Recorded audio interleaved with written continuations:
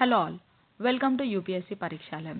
ఈ యూపీఎస్సీ పరీక్షాలయం ఛానల్లో మనం ప్రిలిమ్స్ క్లాసెస్ సబ్జెక్ట్ వైజ్ మాట్లాడుకుందాం. ఈ యూపీఎస్సీ ప్రిలిమ్స్ క్లాసెస్ ఓన్లీ యూపీఎస్సీకే కాకుండా గ్రూప్ 1, గ్రూప్ 2, ఎస్ఐ, కానిస్టేబుల్ అన్నిటికీ యూజ్ అవుతుంది అనమాట. ఎందుకంటే నేను తెలుగులోనే ఎక్స్ప్లెయిన్ చేస్తాను. తెలుగులో ఎక్స్ప్లెనేషన్ కొంచెం సిలబస్, మనం రోజు కొంచెం సిలబస్ ఎక్స్ప్లెయిన్ చేసుకొని క్లాసెస్ విన్నాం. సో స్టార్ట్ చేద్దాం. ఈ క్లాసెస్ మనం పాలిటీతో స్టార్ట్ చేద్దాం. ఫస్ట్ క్లాస్లో హిస్టారికల్ బ్యాక్గ్రౌండ్తో స్టార్ట్ చేద్దాం. ఈ హిస్టారికల్ బ్యాక్గ్రౌండ్ గురించి ఫస్ట్ మనం లక్ష్మీకాంత్ ఓపెన్ చేస్తే ఫస్ట్ చాప్టర్ హిస్టారికల్ బ్యాక్గ్రౌండ్. ఈ హిస్టారికల్ బ్యాక్గ్రౌండ్లో first act regulating act of 1773. అసలు ఈ రెగ్యులేటింగ్ యాక్ట్ ఆఫ్ 1773 ఎందుకు ఎనాక్ట్ చేసిర్రు అని ఫస్ట్ మనం మాట్లాడుకుందాం. బ్రిటిష్ పార్లమెంట్ ఈస్ట్ ఇండియా కంపెనీని ట్రేడ్ చేసుకోండి అయ్యా అని పంపిస్తే ఈ ఈస్ట్ ఇండియా కంపెనీ ఏమో ట్రేడ్తో పాటు మిగతా అన్ని కరప్షన్, మిస్మేనేజ్మెంట్ అన్నీ చేసి ఆ ఈస్ట్ ఇండియా కంపెనీలో వర్క్ చేసే మెంబర్స్ అందరూ బాగా ఎక్కువ కరప్షన్ చేసేసి బ్యాంక్రప్సీ కింద చేసేసారు. సో అట్లాంటి పొజిషన్లో ఉన్న ఈస్ట్ ఇండియా కంపెనీని రెగ్యులేట్ చేయడానికి బ్రిటిష్ పార్లమెంట్ ఫస్ట్ స్టెప్ తీసుకుందనమాట, దాని అఫైర్స్ రెగ్యులేట్ చేయడానికి. ఈ యాక్ట్ ఫస్ట్ స్టెప్ అనమాట. నెక్స్ట్ ఇందులో ఏం చేసిందంటే ఫస్ట్ గవర్నర్ ఆఫ్ బెంగాల్ని గవర్నర్ జనరల్ ఆఫ్ బెంగాల్ కింద చేసింది.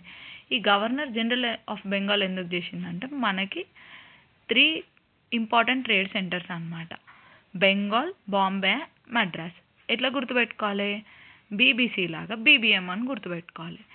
ఈ బెంగాల్లో ఉన్న గవర్నర్ని గవర్నర్ జనరల్ చేసేసి ఈ గవర్నర్స్ ఆఫ్ బాంబే ఇంకా మద్రాస్ని ఆయనకు సబార్డినేట్ చేసినారు.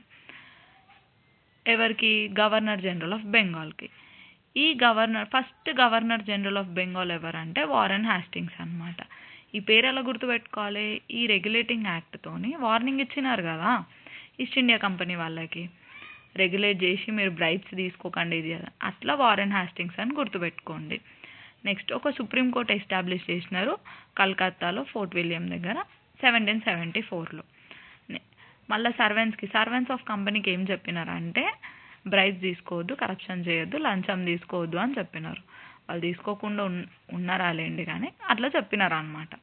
నెక్స్ట్ కోర్ట్ ఆఫ్ డైరెక్టర్స్, ఇది ఒక governing body of the company. ఈ గవర్నింగ్ బాడీకి ఏం చెప్పినారంటే మాకు ఒక రిపోర్ట్ ఇవ్వండి రెవెన్యూ మీద, ఎట్లా లావాదేవీలు అవుతున్నాయి, మీరు ఎట్లా కంపెనీ మొత్తం మనీ డీటెయిల్స్ గురించి అన్నీ ఇవ్వండి అని చెప్పినారు.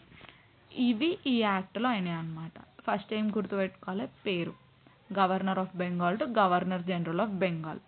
Next Warren Hastings first governor general of Bengal. Next important point ఇంకొకటి, ఒక ఎగ్జిక్యూటివ్ కౌన్సిల్, గవర్నర్ జనరల్తో పాటు ఒక ఎగ్జిక్యూటివ్ కౌన్సిల్ని ఎస్టాబ్లిష్ చేసారు. అందులో 4 మెంబర్స్. ఇంకా ఇక్కడ లెజిస్లేటివ్ కౌన్సిల్ లేదు, no separate legislative council, executive council with governor general, అందులో 4 మెంబర్స్. మళ్ళా ఇంకా గవర్నర్స్ ఆఫ్ బాంబే ఇంకా మద్రాస్ని సబార్డినేట్ చేసారు అనమాట. ఈ పాయింట్తో మనకి ఏమనిపిస్తుంది? Centralisation, first step of centralisation.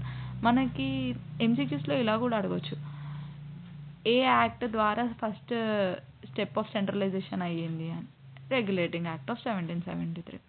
Next supreme court 1774 bribes తీసుకోవద్దని చెప్పింది సర్వెంట్స్కి, కోర్ట్ ఆఫ్ డైరెక్టర్స్కి ఒక రిపోర్ట్ ఇవ్వమని చెప్పింది రెవెన్యూ మీద. ఇవన్నీ గుర్తున్నాయి కదా. Next pits India act of 1784.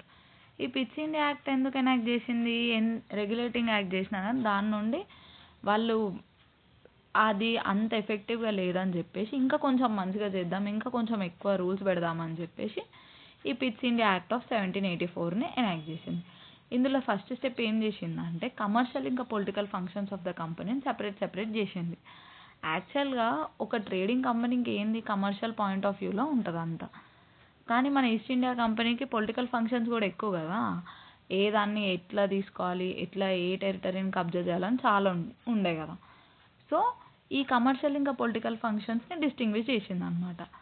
ఈ కమర్షియల్ ఫంక్షన్స్ కోసమేమో court of directors, political affairs కోసమేమో బోర్డ్ ఆఫ్ కంట్రోల్. ఈ విషయంలో మనకు ఒక్కొక్కసారి చాలా కన్ఫ్యూజన్ ఉంటుంది. ఎలా గుర్తుపెట్టుకోవాలంటే కోర్ట్ ఆఫ్ డైరెక్టర్స్ సితోని, ఎక్కడైతే కోర్ట్ సితో స్టార్ట్ అవుతుంది కదా కమర్షియల్ ఫంక్షన్స్కి.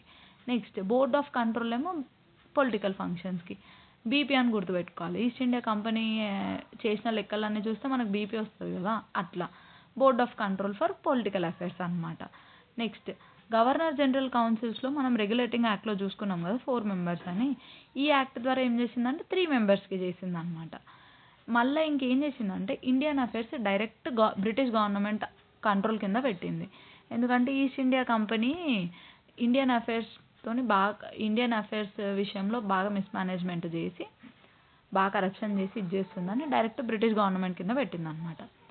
ఫస్ట్ టైం, ఇది important point, company territories in India, అవి ఆక్యుపై చేసిన టెరిటరీస్, కంపెనీ టెరిటరీస్ అన్నిటినీ బ్రిటిష్ పొజిషన్స్ ఆఫ్ ఇండియా అని నేమ్ చేసిందనమాట.